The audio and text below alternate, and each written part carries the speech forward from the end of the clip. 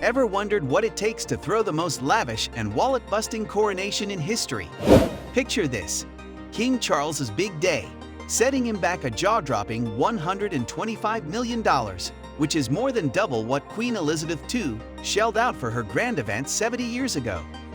Yet when you look at it, the procession, the venue, the sea of people, and even the guest list seem pretty much the same. So what's the secret sauce behind this colossal price tag? Hang tight, we've got the simple answer for you. Security. Ever wondered what it takes to secure the most expensive coronation in history? With a whopping $88 billion in their bank account, the Windsors didn't mind splurging an extra $70 million for top-notch security. Picture this: an army of police officers, 50,000 strong, guarding the streets of London. But that was just the beginning.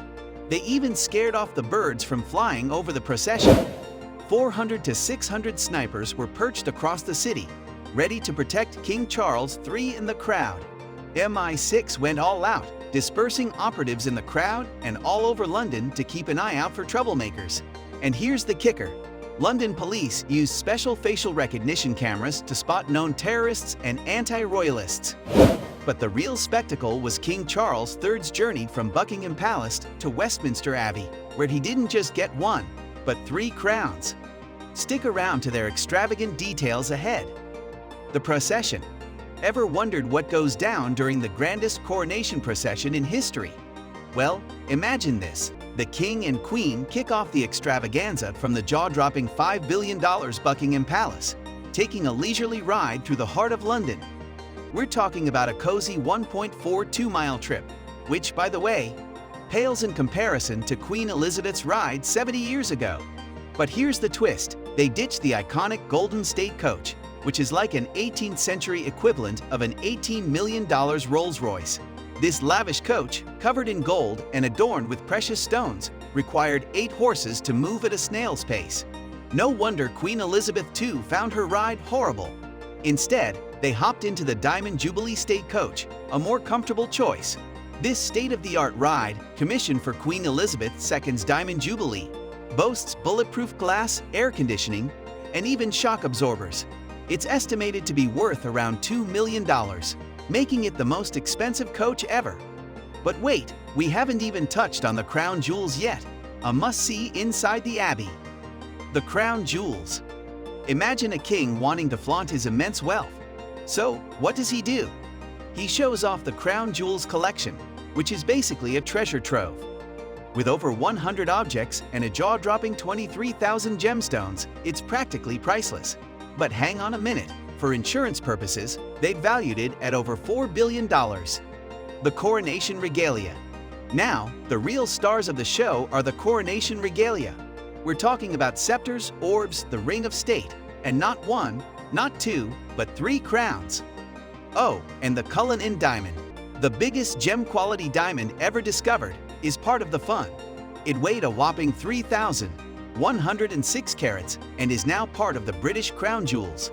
And that's not all. There's the royal scepter with a cross, symbolizing the monarch's authority, and it's topped with a massive pearl-shaped diamond, the Star of Africa. It's worth more than $1 billion. But wait, there's more. The coronation regalia also includes the coronation spoon, a piece of history dating back to the 12th century. It's used to anoint the monarch during the ceremony.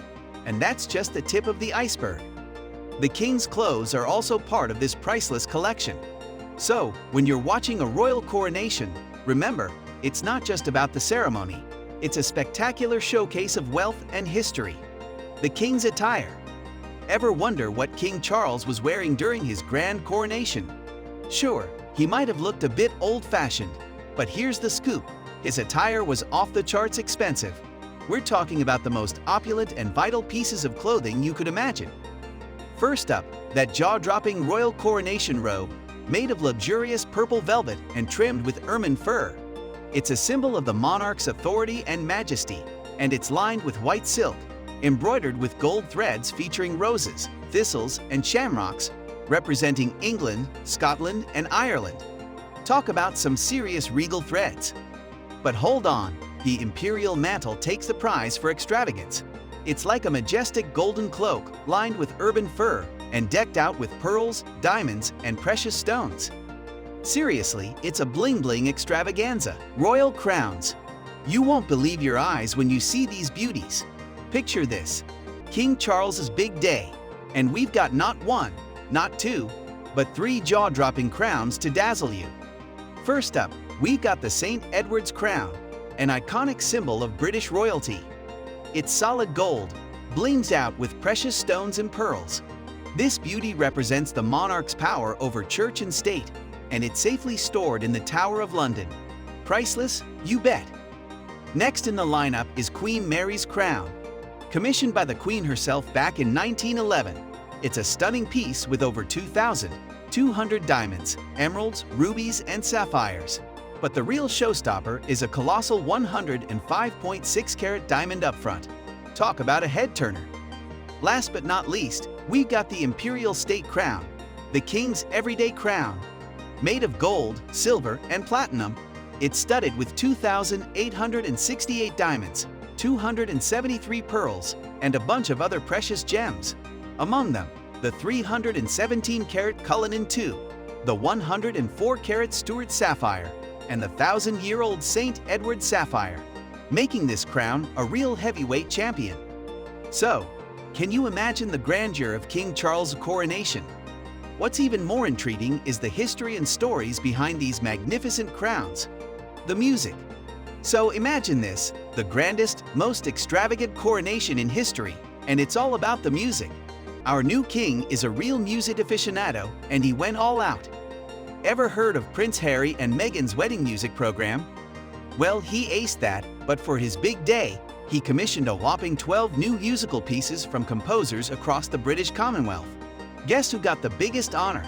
The legendary Lord Andrew Lloyd Webber, who created the incredible coronation anthem. And here's the kicker. Before the actual service, the orchestra delivered 6 brand new compositions, along with classics by Bird, Handel, Elgar, and more. Now, you might be wondering, what's the price tag on this musical extravaganza? Several $million, my friends. But trust me, it was worth every single penny. But wait, there's more. The coronation itself was just the tip of the iceberg. The whole celebration was a wild, expensive roller coaster lasting a cool 2 hours. The celebration. Imagine throwing the most extravagant coronation bash in history. Over 2,200 special guests jetted in from all corners of the globe for this epic celebration. It was a royal family reunion like no other. But here's the fun twist. Political big shots had to grab a front row seat just like the rest of us. So, you're probably wondering, what made this shindig so special? Well, it's all about the numbers. We're talking 3,300 public events and 526 private street parties, all on the house. Yep, the crown footed the bill. But that's not even the best part. They cranked up the volume with stellar performances from Katy Perry, Lionel Richie, opera sensation Andrea Bocelli, and the English pop sensation Take That at the coronation concert. But the fun didn't stop there. Our new king and queen embarked on a whirlwind tour of the Commonwealth in the months that followed. Now, Charles, that's how you throw a party. If you enjoyed this deep dive into the world of extravagant celebrations, don't forget to hit that like button. Subscribe for more intriguing stories, and ring that notification bell to never miss out on our mind-blowing content.